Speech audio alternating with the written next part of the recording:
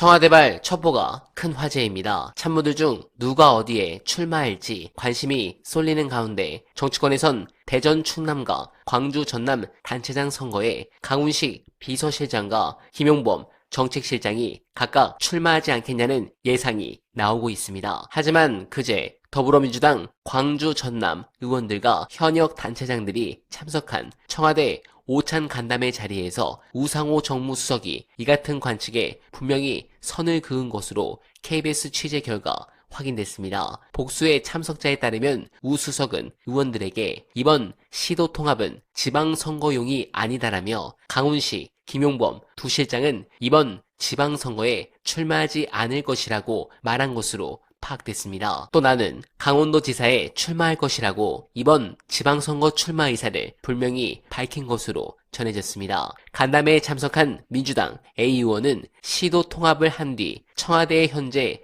근무하는 사람들을 전부 내리꽂으려고 하는 것 아니냐는 오해가 있지 않냐며 그건 아니라는 것을 확인해 준 것이라고 설명했습니다. 그러면서 이번 행정통합이 굉장히 진정성 있다는 점, 선거용으로 반짝 추진하는 안 되면 말고식이 아니라는 것을 강조한 것이라고 덧붙였습니다. 또 다른 참석자인 B 의원도 우 수석이 강훈식, 김용봉 실장은 절대 안 나간다는 말씀을 확실히 했다며 지방선거에 대한 오해의 소지를 없애려고 그러신 것 같다고 전했습니다. 네, 아무래도 여권 우위가 예상되는 판세라 의외의 출마자는 더 많을 것 같은데 관련해 지방선거 판세 예측으로 가장 화제가 된 분석 끝까지 들어주시고 여러분들의 생각 댓글로 부탁드립니다. 네, 공감합니다. 이제 6개월 남은 지방선거를 볼 때 뭘 보실 거냐? 네. 이 추세가 무너지느냐 아니냐만 보시면 내년 지방선거의 결과를 여러분 사실상 이미 스포일링을 당하신 겁니다. 그래프를 한번 보시면 이렇게 돼 있어요. 자, 대통령 국정운영평가 NBS 전국 지표조사입니다. 12월 둘째 주와 넷째 주 62, 59. 사실 그 앞에 보면 58, 61, 56 이렇게 되니까 정확하게 횡보, 정확하게 그렇죠. 이 저지선이 지켜지고 있다. 부정도 비슷합니다. 자, 여러분 보시면 추세가 7월 둘째 주, 그러니까 첫 번째 조사 때부터 상당히 높게 지금 유지가 되고 있긴 한데 8월 셋째 주에 이벤트로 꺾였다가 회복된 이후로는 거의 변동이 없다고 보시면 됩니다. 예. 이건 어차피 이제 추세선상으로 보면은 뭐 이제 변동폭 안에 들어가 있는 거기 때문에 50% 후반에서 60% 초반대를 진동하는 지지율이다. 이렇게 보시면 돼요. 거의 변동이 없다. 아마 뭐 이재명 대통령의 통치 스타일상, 정치 스타일상 남은 6개월 기간 동안에도 이 추세가 크게 바뀔 것 같지는 않은데 일단 이거를 기억해 놓으실 필요가 있고요. 또 하나는 지표로 봐야 되는 게 이제 정당 지지율입니다. 정당 지지율도 물론 이건 절대치가 중요한 게 아니고 추세선이 중요한데 이것도 역시 거의 비슷한 추세가 반복되고 있습니다. 자, 정당 지지도 NBS 전국 지표조사입니다. 선생님께서는 다음 중 어느 정당을 지지하십니까? 라고 되어 있을 때 민주당은 41, 국민의힘은 20이고요. 정확하게 2등은 모름무응답인 지지정당 그렇습니다. 없음이 29입니다. 자, 양당 체제인데 민주당은 30% 후반에서 40% 초반을 왔다 갔다 하고 국민의힘은 20% 초반에서 10% 후반을 왔다 갔다 하는 수준. 중간중간에 무슨 이슈가 터지든지 간에 우리가 매주를 살 때는 그때그때 굉장히 큰 이슈인 것 같지만 전체 여론이 봤을 때는 판이 흔들릴 정도의 큰 이벤트는 사실상 지난 6개월 동안 없었다라고 보시면 되고요. 네, 저 추세의 전반적인 만족도를 평가하자면 지난 6개월 동안 이재명 대통령의 국정 통치 스타일에 대부분의 여론이 만족한답니다.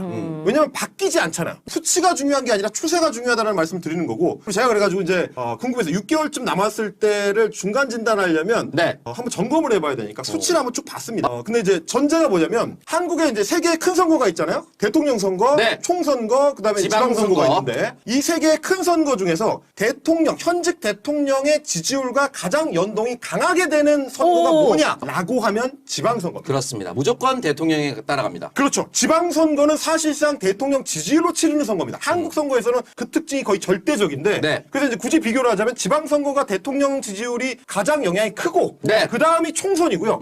대선은 사실상 현직 대통령의 지지율에 영향을 거의 안 받습니다. 이게 사실 언론에서 평가할 때도 놓치는 부분인데 한국 대통령 선거는 현직 대통령의 지지율이 거의 의미가 없어요. 실제로는 미래 전망 투표를 하는 성향이 한국 사람들 굉장히 강하기 때문에 어차피 대통령이 다음 선거에 나오는 게 아니잖아요. 우리 헌법상 그게 불가능하기 때문에 현직 대통령의 선거는 다음 대선에 영향을 영향을 미치지 않는다. 근데 막 현직 대통령에 대한 적개심, 분노 이런 것들이 그냥 어느 정도 반영은 될 수 있으나 어느 정도는 되죠. 어느 정도일 뿐이다. 상관관계가 굉장히 낮다. 그래서 상관관계가 가장 높은 거는 지방선거입니다. 여러분 뭐 중간중간에 뭐 정당 지지율이 변동이 있고 이런 것도 별로 신경 쓰실 필요가 없어요. 지방선거는 거의 대부분 대통령 지지율로 치릅니다. 그렇습니다. 왜 그러냐면 제가 그래서 뽑아봤어. 수치를 뽑아보면 예. 역대 모든 지방선거를 95년부터 다 뽑아봤습니다. 다 뽑아보면 전부 대통령 지지율과 연동이 돼요. 그래서 대통령 지지율이 30%다. 그러면 지방선거는 여당이 박살이 납니다. 95년 첫 번째 지방선거. 네. 김영삼 정부 때인데 네. 30% 초반대 지지율이었거든요. 예. 그래서 어떻게 됐느냐? 여당 광역단체장 15개 중에서 3개 나왔습니다. 야 12개를 야당에서 싹쓸이를 했어요. 서울을 비롯해서 전부 싹쓸이를 하는 바람에 그야말로 국정농단이 상실되는 사태가 나옵니다. 네네. 그래서 그 뒤에 이제 여러 조치가 취해지게 되고 98년에 김대중 정부. 이거는 임기 초반이잖아. 예, 98년에 초반. 임기 시작하고 예. 극초반에 하니까 지지율이 어느 정도 60% 내외였습니다. 예. 그러면 어떻게 되느냐? 여당이 10개, 16개 중에 10개를 가져가고 오. 서울시장 비롯해서 그때 야당이 한나라당이 그때 개쓸 때거든요. 그리고 국민의힘이었기 때문에 역대 민주당 중에서 가장 약한 여당 중에 하나예요. 예. 그래도 6개밖에 못 가져갑니다. 이게 다 이런 식이에요. 네. 하지만 대통령 지지율이 떨어지면 어떻게 되냐? 2002년이 김대중 정부 때인데 20%대가 되면 반대로 바뀝니다. 16개 네. 중에서 여당은 5개.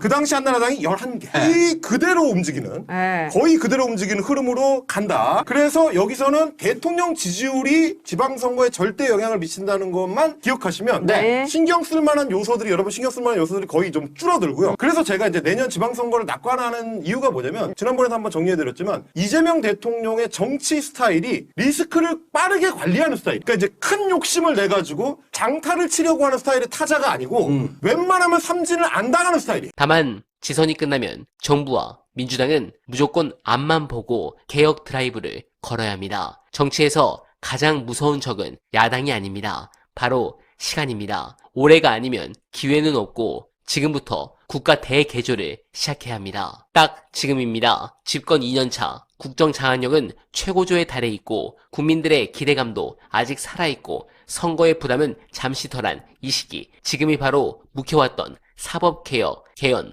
사회 대개조라는 거대한 수술을 집도할 유일한 골든타임입니다. 저는 그래서 이 대통령이 국가 대개혁의 시기를 지선이 끝나는 여름 뒤로 포커스를 맞췄다고 생각합니다. 사실 올해 안에 승부를 보지 못하면 개혁 동력은 급격히 떨어지고 우리는 또다시 관료들의 늪에 빠져 허우적될 수 있습니다. 쇠는 달궈졌을 때 두드려야 합니다. 지금 국민들이 기다리는 건 신중한 검토가 아니라 과감한 실행입니다. 2026년 대한민국을 근본적으로 뒤집는 개혁의 대장정, 지금 당장 시작해야 합니다. 여러분들은 어떻게 생각하십니까? 공감하셨다면 소중한 언알바 후원 부탁드립니다. 댓글에 고정된 내용을 통해 많은 사랑 부탁드리며 언알바는 오늘도 최선을 다하겠습니다. 여러분 고맙습니다.